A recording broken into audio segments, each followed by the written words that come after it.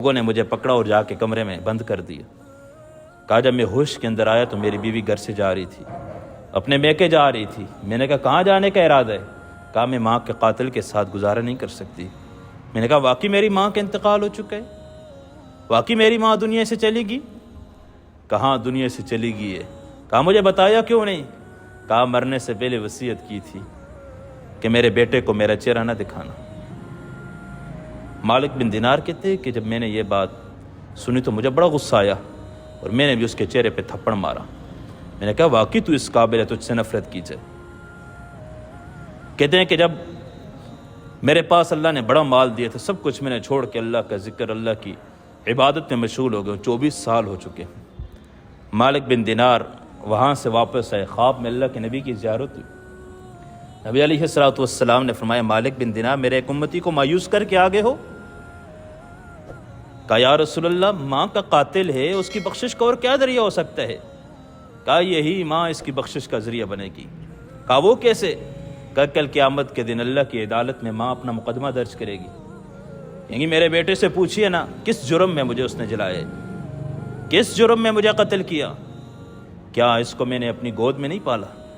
کیا 9 مہینے اس کو میں نے اپنے پیٹ میں نہیں رکھا؟ کیا میں نے گرمی سردی کی مشقتیں برداشت نہیں کی؟ میں نے تو اس کے ساتھ بڑی تکلیفیں کی.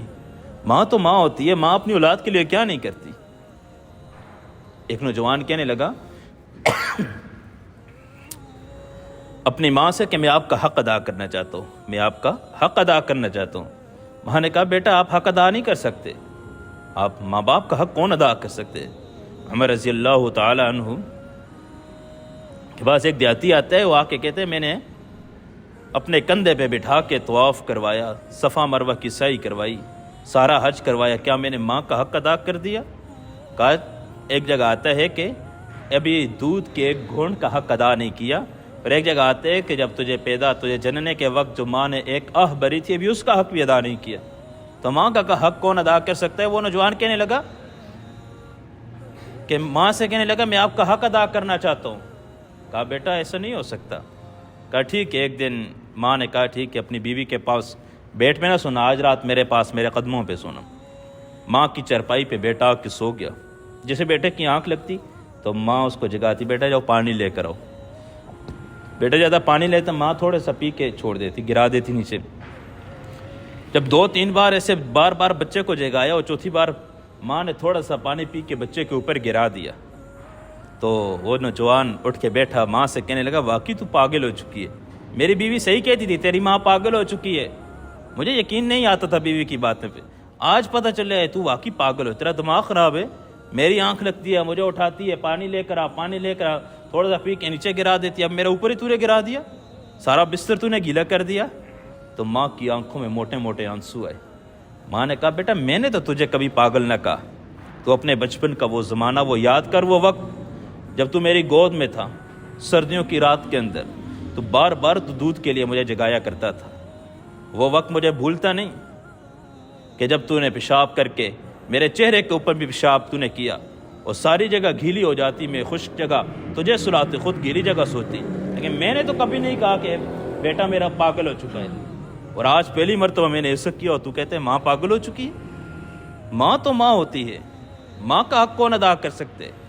کہا یہ ماں اللہ کی عدالت میں مقدمہ درج کرے گی کہ میرے بیٹے سے پوچھئے کس جرم میں مجھے قتل کیا, کس جرم میں اس نے مجھے جلایا. اللہ بیٹے کو بلائیں گے, کہ بتا کیا ہوا؟ ظاہر بیٹے کے پاس کوئی جواب نہیں, تو اللہ کی طرف سے حکم ہو گیا اس کو زنجیروں میں باندھ دیے جائے, زنجیروں میں باندھا جائے گا, منہ کے بل گھسیٹ کے جہنم کی طرف لے کے جائیں گے. اب یہ بیٹا بار بار پیچھے مڑ کے دیکھے گا, اما دنیا میں تکلیف آتی تھی تیرے قدموں میں آتے تھے, تیرے پاس آتے تھے, مشقت آتی, کوئی مارتا, کچھ بھی ہوتا, حالات آتے تیرے پاس آتے. آج دیکھیں نا آپ کے سامنے جہنم کی آگ کے ایندھن بنایا جا رہا ہوں, آپ کے سامنے جہنم میں ڈالا جا رہا ہوں.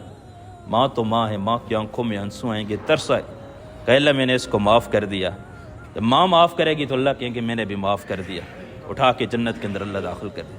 جب تک ماں نے معاف نہ کیا تو وہ 24 سال کے حج کام نہ آئے, وہ تلاوتیں اور وہ ریاضتیں, وہ ذکر سب کچھ چلا گیا. میرے عزیز بھائی اور دوستو, کہ ماں باپ کی نافرمانی سے اپنے آپ کو بچانا. اگر ہے نوجوان اکثر بیٹھے ہوتا ہے بعض اوقات جا کے اپنے ماں باپ کے قدموں میں بیٹھ جائیں، اور یقین جانیں ہم بڑے بڑے اللہ والوں کے پاس جاتے ہیں، جانا چاہیے، اللہ والوں کی مجلسوں میں بیٹھنا چاہیے، ایمان بنتا ہے۔ ہم اپنے علماء سے دعا کرواتے ہیں، کروانی چاہیے، بڑوں سے دعا کروانی چاہیے، لیکن میں آپ کو ایک بات بتاؤں، ماں باپ کے قدموں میں بیٹھ کے دعا کرو، اللہ کی قسم اللہ ہر دعا قبول کریں گے۔ ماں باپ کے پاؤں دباتے ہوئے دعا کریں نا، ماں باپ تو مفت کا اشتہار ہوتے ہیں۔ رات کو بچہ ماں کے قدموں میں بیٹھ کے صرف اتنا کہہ دے، اماں میں آپ کے پاؤں دبانا چاہتا ہوں، ماں کہ نہیں بیٹا، سارا دن کا تھکا ہوا کام کاج سے آیا وہ میرے پاؤں تو دبائے گا؟ ہرگز نہیں، ہرگز نہیں، دبائے گا بھی نہیں، چلا جائے گا بیٹا اپنے کمرے میں، اپنے روم میں، یہ چلا گیا۔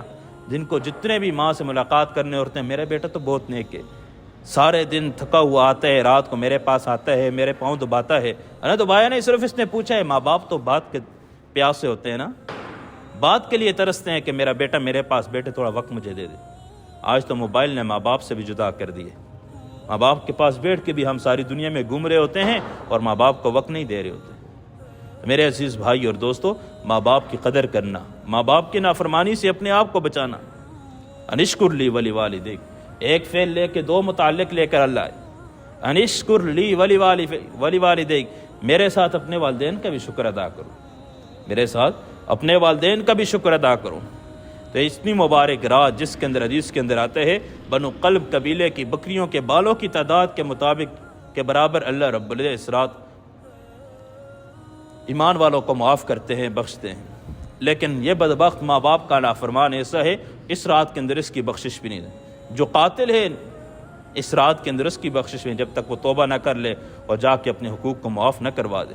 اپنی شلوار کو ٹخنوں سے نیچے رکھنے والا اس رات کے اندر اللہ اس کی بخشش نہیں۔ کتنا عام سا، جس کو گناہ ہی نہیں سمجھتے۔ تکبر کی علامت ہے یہ، ٹخنے جہنم کی آگ کا ایندھن بنیں گے، جہنم کی آگ کا ایندھن بنے گا۔ یہ انسان کس بات پہ تکبر کرتا ہے؟ یہ سوچے میری پیدائش کس گندے قطرے سے ہوئی، کپڑوں کے ساتھ لگے تو دھوئے نہ، تو اس کے ساتھ انسان کی طبیعت اور نماز تک نہیں پڑھی جاتی، اور اس گندے قطرے سے میری پیدائش ہوئی، اور جب میں دنیا کے اندر آیا اور میں اپنے قدموں پہ چلنے کے قابل ہو گیا اور میں تکبر کر رہا ہوں۔ فرمایا کہ جو اپنی شلوار کو تکبر کے طور پہ نیچے لٹکائے گا، اللہ رب العزت اس رات کے اندر اس کی بخشش نہیں کریں گے۔ جو شراب کا عادی ہوگا، اللہ اس رات کے اندر شراب کے اندر سارے نشہ و نشے کی جتنی چیزیں وہ ساری کی ساری اس کے ضمن کے اندر آتی ہیں۔ جو ان کا عادی ہوگا اس رات کے اندر اس کی بخشش بھی نہیں ہے۔ تو میرے عزیز بھائی اور دوستو، توبہ کی ضرورت ہے، اللہ سے معافی مانگنے کی ضرورت ہے۔ اور ایک اور کہا کہ قطع تعلق ہی رکھنے والا، رشتہ داروں سے ناراض ہونے والا، اس رات کے اندر اس کی بخشش بھی نہیں ہے۔ اگر کوئی کسی سے ناراض ہے، بعض اوقات بہن بھائی آپس میں ناراض ہے، بھائی بھائی سے نہیں بنتی، گھروں کے اندر معاملات نہیں بنتی، کیونکہ دین نہیں ہے زندگی کے اندر، دین نہیں ہے، ساس بہو کی آپس میں نہیں بنتی، دین نہیں ہے۔ اگر ساس کے پاس دین ہو تو وہ اپنی بہو کو بیٹی سے کم درجہ کیسے دے؟ بہو کے پاس دین ہو تو وہ اپنے ساس اور سسر کو اپنے ماں باپ سے کم درجہ کیسے دے؟ دین نہ ہونے کی وجہ سے بیٹی سوئی ہے تو سر میں درد ہے، پوچھنے والی پوچھتی ہے کون ہے؟ کہا بیٹی ہے۔ کیوں سوئی ہے؟ اس کے سر میں درد ہے، بیچاری ساری رات نہیں سو سکی۔ اسی جگہ اگر بہو سوئی ہو، وہی بیماری اس کو ہو، اسی کے سر میں درد ہو، ساری رات وہ جاگتی رہی ہو، اور اگر کوئی پوچھے کون ہے؟ کہا بہو سوئی ہے۔ کیوں سو رہی ہے؟ کہا اس کا دماغ خراب ہے۔ ہماری تو زبان کے الفاظ ہی بدل جاتے جی۔ اور یہی بہو ماں کے گھر میں تھی، ماں نے اگر ایک دو تھپڑ بھی مار دیا، غصہ بھی کر دیا، کوئی بات نہیں میری ماں ہے، اور ادھر ساس کے اگر ماتھے پہ تھوڑا سا 12 بج گئے، سسر نے تھوڑی سی کوئی بات کر دی تو اس کو مسئلہ بنا کے ہمیشہ کے لیے گھر ہی علیحدہ کر دیا اور اتنے مسائل کھڑے کر دیے۔ کیوں؟ حالانکہ ماں باپ اگر برا بھلا کہتے تھے تو کچھ نہیں، لیکن کیونکہ اس نے ان کو ماں باپ نہیں سمجھا، اس نے نہیں سمجھا کہ وہ جو چھوٹا سا بچہ جس کو پال کے بڑا کر کے جوان کر کے انہوں نے میرے حوالے کیا ہے، ان کا مجھ پہ کتنا بڑے احسان ہے۔ اگر بہو کو اس بات کا پتہ چلے تو میرے عزیز بھائی اور دوستو، دین نہ ہونے کی وجہ سے معاملات ہیں، حقوق العباد کے اندر انسان پکڑا جائے گا۔ بھائی بھائی سے ناراض ہے کہ بھائی بھائی کو پتہ چل جائے کہ اس کا کتنا میرے ساتھ، یہ تو میرے بازو ہے، میرے ساتھ ہمدردی، کتنا ایک خون کا رشتہ ہے، لیکن ناراض ہے دین نہ ہونے کی وجہ سے۔ تو میرے عزیز بھائی اور دوستو، بڑی مبارک رات ہے۔ اس رات کے اندر کہیں ایسا نہ ہو ہم ان بدبختوں میں شمار نہ ہو، یہ رات پہ گزر جائے اور بخشش کے اعلان بھی نہ ہو۔ اگر ہم میں سے کوئی ان بیماریوں کا شکار ہے، ان روحانی بیماریوں کے اندر مبتلا ہے، تو فوراً توبہ طائب ہو جائے. ماں باپ کا نافرمان ہے تو ماں باپ کے قدموں میں جا کے بیٹھ سے. اگر کسی نشے کا عادی ہے تو اللہ سے معافی مانگے, اللہ کے سامنے روئے. کون کہتے ہیں نہیں چھوٹتا؟ اللہ کے سامنے سجدے میں پڑے. صحابہ کی زندگی کو دیکھیں, شراب کے بہت عادی تھے, عاشق تھے شراب پہ, کوئی کھانا ان کے شراب کے بغیر نہیں. اللہ کا حکم آ گیا تو ایسے مدینے کی گلیوں کے اندر مٹکوں کے مٹکے ٹوٹے ہوئے پڑے تھے کہ اللہ کا حکم ہے اور ہم اس کو استعمال کریں. یہ کیسے ہو سکتے ہیں نہیں چھوٹے؟ انسان نیت اور عزم اور ارادہ تو کرے. کہتے ہیں جی میں تو کوشش کرتا ہوں, میرا بھائی بات نہیں کرتا. یہ کیسی کوشش ہے کہ تیرا بھائی تجھ سے کیوں ناراض ہے, تیرے اخلاق کیسے کیوں ہیں, تیری زبان سے بول کیسے نکلتے ہیں؟ یہ زبان ہے یا زہر ہے؟ جی آج ہماری زبان سے بول سب سے ایک اجتماعی گناہ ہے. آج ساری امت پہ کیوں حالات آئے ہیں؟ آج مسلمان کیوں فلسطین کے اندر پستے ہیں؟ آج کشمیر کے مسلمانوں پہ کیوں ظلم ہو رہا ہے؟ میرے عزیز بھائی اور دوستوں, مسلمانوں کے درمیان اتحاد نہ ہونے کی وجہ سے, ان کے دلوں میں ہمدردی نہ ہونے کی وجہ سے. مولانا مبشر کے بیانات سننے کے لیے مولانا مبشر آفیشل کو سبسکرائب کریں.